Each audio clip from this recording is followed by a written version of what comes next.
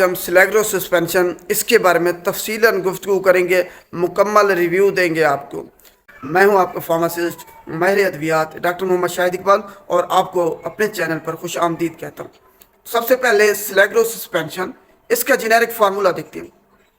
Sildenafil इसका generic formula है। हर 1 ml के अंदर सिल्डेनाफिल की मिकदार 10 मिलीग्राम है और ये सिलेग्रो सस्पेंशन 112 ml की होती है और इसकी जो प्राइस है, कीमत है, वो इस वक्त पाकिस्तान में 500 रुपये है।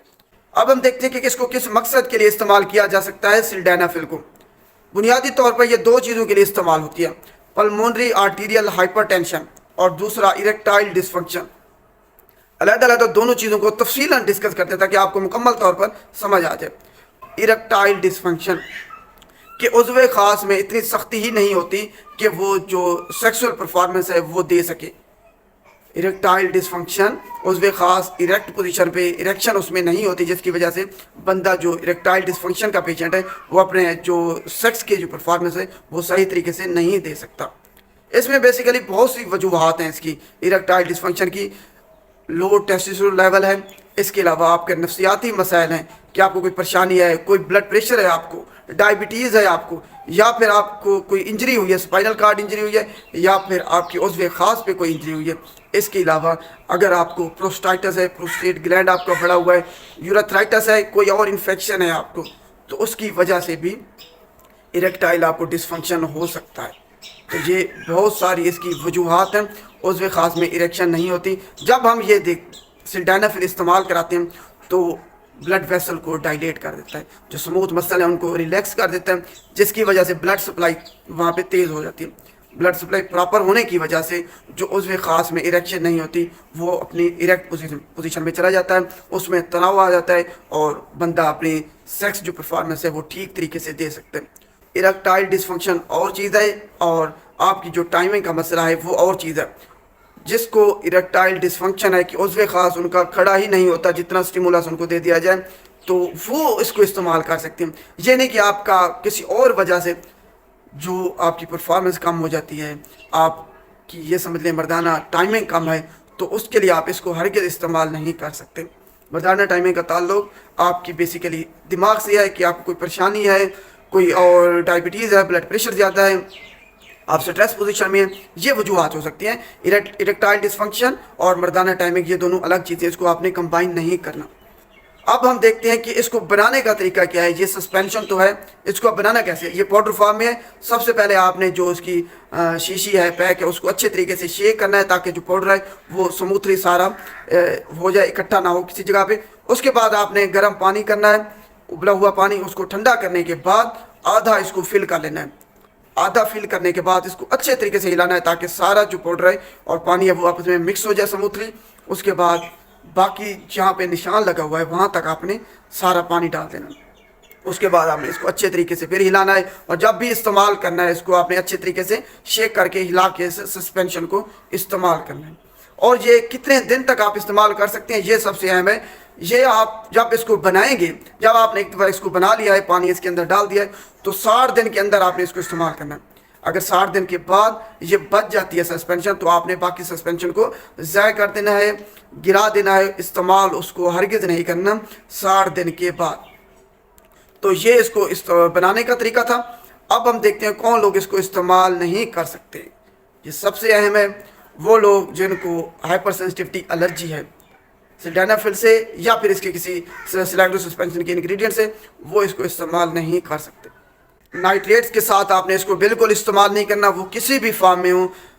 वो ड्रग, वो मेडिसिन जिसमें नाइट्रेट आ जाए, नाइट्राइट आ जाए, उनके साथ आपने ये वाली जो सिल्डेनाफिल है ये इस्तेमाल नहीं करना हरगिज़, क्योंकि वो भी वैसोडायलेटर है, ब्लड प्रेशर आपका कम करती है, ये भी आपका ब्लड प्रेशर कम करती है सिल्डेनाफिल। तो दोनों के जब ये मिल जाते हैं, कंबाइन हो जाती हैं, तो हाइपोटेंशन हो जाती है, ब्लड प्रेशर अचानक तेज़ी के साथ गिर जाता है, जिसकी वजह से आपकी मौत भी वाक़ई हो सकती है उसी वक्त। तो आप अगर सिल्डेनाफिल इस्तेमाल करना चाह रहे हैं उन बीमारियों की वजह से जो मैंने आपको ऊपर बताई हैं, तो आप अगर ब्लड प्रेशर की मेडिसिन नाइट्रेट्स इस्तेमाल कर रहे हैं तो उनके साथ आपने इसको बिल्कुल इस्तेमाल नहीं करना। दूसरे नंबर पर कोई भी ब्लड प्रेशर वाली आप मेडिसिन इस्तेमाल कर रहे हैं जो कि आपकी ब्लड प्रेशर कम करते हैं, उसके साथ आपने इसको इस्तेमाल नहीं करना। अगर आप एरिथ्रोमाइसिन, क्लैरिथ्रोमाइसिन इसके अलावा एंटी फंगल जो ड्रग्स हैं, कीटोकोनाजोल, फ्लूकोनाजोल, इट्रोकोनाजोल, उनके साथ भी आपने इसको इस्तेमाल नहीं करना। इसके अलावा रिटोनाविर एंटीवायरल जो ड्रग है उसके साथ भी आप सिल्डेनाफिल को इस्तेमाल नहीं कर सकते हरगिज़। इनका आपस में इंटरेक्शन है तो आपने इनको इकट्ठे इस्तेमाल नहीं करना। सबसे अहम है कि ब्लड प्रेशर वाली अद्वियात के साथ आपने इसको इस्तेमाल नहीं करना, नाइट्रेट्स के साथ कभी भी इकट्ठे इस्तेमाल नहीं करना। अब हम आते हैं कि इसकी डोज क्या हो, आखिर इसको दिन में कितनी मरतबा और कितनी मिकदार में हमने इस्तेमाल करना है। और इरेक्टाइल डिसफंक्शन के लिए डोज ये है, वो अफराद जिनका उज़्व ख़ास खड़ा ही नहीं होता, जिनमें इरेक्शन ही नहीं होती, उनके लिए डोज ये है कि वो सबसे पहले 2.5 ml 2.5 ml या जो एक पैमाना इसके अंदर दिया हुआ है वो आधा आपने इस्तेमाल करना है। इब्तदाई डोज ये है।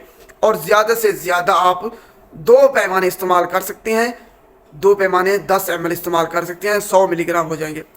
ये ज़्यादा से ज़्यादा डोज है 100 मिलीग्राम। दिन में इस इरेक्टाइल डिसफंक्शन के लिए सिर्फ एक दफ़ा आप इस्तेमाल कर सकते हैं, उसको 3 दफ़ा हरगिज़ इस्तेमाल नहीं कर सकते। दोबारा से डोज सुन लें। जो इरेक्टाइल डिसफंक्शन के पेशेंट्स हैं वो इब्तदाई जो डोज है इसकी वो 25 मिलीग्राम से शुरू करेंगे, यानी कि 2.5 ml या जो पैमाना दिया हुआ है ये आधा पैमाना इस्तेमाल करेंगे इस दिन में सिर्फ एक मरतबा। और ज़्यादा से ज़्यादा डोज इसकी 100 मिलीग्राम है, 2 पैमाने या 10 ml या 2 चाय वाले चम्मच। तो ये इसकी डोज है। आखिर में हम इसके मुज़र सेहत असरात, एडवर्स ड्रग रिएक्शन जो कि इंतहाई ख़तरनाक है, उसके बारे में बात करते हैं। इसको इस्तेमाल करने के बाद आपका ब्लड प्रेशर अचानक तेज़ी के साथ कम हो सकता है, हाइपोटेंशन हो सकती है, आपका ब्लड प्रेशर गिर सकता है, आपकी मौत वाक़ई हो सकती है। दूसरे नंबर पर जब आप इसको इस्तेमाल करेंगे आपकी जो बीनाई है वो मुतासिर हो सकती है, या तो उसमें धुंधलापन आ सकता है या बीनाई मुकम्मल तौर पर ख़त्म हो सकती है। आप अंधेपन का शिकार हो सकते हैं, बीनाई का मुकम्मल खात्मा हो जाएगा, आप कुछ भी नहीं देख सकेंगे। तो इसको ज़हन में आपने रखना है, ये कोई मजाक नहीं है, इंतहाई ख़तरनाक ड्रग्स होती हैं ये और जितनी भी हैं मुज़र सेहत असरात आप में ज़ाहिर नहीं हो रहे, किसी और में हो जाएंगे। ये जो अद्वियात टेस्ट करते हैं, ये जो क्लिनिकल इनका टेस्टिंग होती है, ये मखसूस ग्रुप्स में होती है, मखसूस इलाके में होती है। तो हर इलाके में ये इसके अलावा हर जनरेशन में इसका असर मुख्तलिफ हो सकता है। तो बीनाई आपकी मुतासिर हो सकती है, धुंधलापन हो सकता है और बीनाई का मुकम्मल खात्मा भी हो सकता है इसको इस्तेमाल करने के बाद। आपकी सुनने की सलाहियत मुतासिर हो सकती है, आपको या तो कम सुनाई दे सकता है कि आप सुनने की सलाहियत, या मुकम्मल तौर पर आप बहरे भी हो सकते हैं इसको इस्तेमाल करने के बाद। तो ये आपने जहन में रखना है। तीसरी जो इसकी ख़तरनाक मेडिकल कंडीशन है, मेडिकल एमरजेंसी है, वो ये है कि प्रियापिज्म एक मेडिकल कंडीशन है जिसमें आप अगर आपका उज़्व ख़ास इसको इस्तेमाल करने के बाद 4 घंटे तक मुसलसल इरेक्ट पोजीशन में हो, मुसलसल खड़ा रहे, मुसलसल उसमें तनाव रहे, तब ये एक मेडिकल एमरजेंसी है, प्रियापिज्म।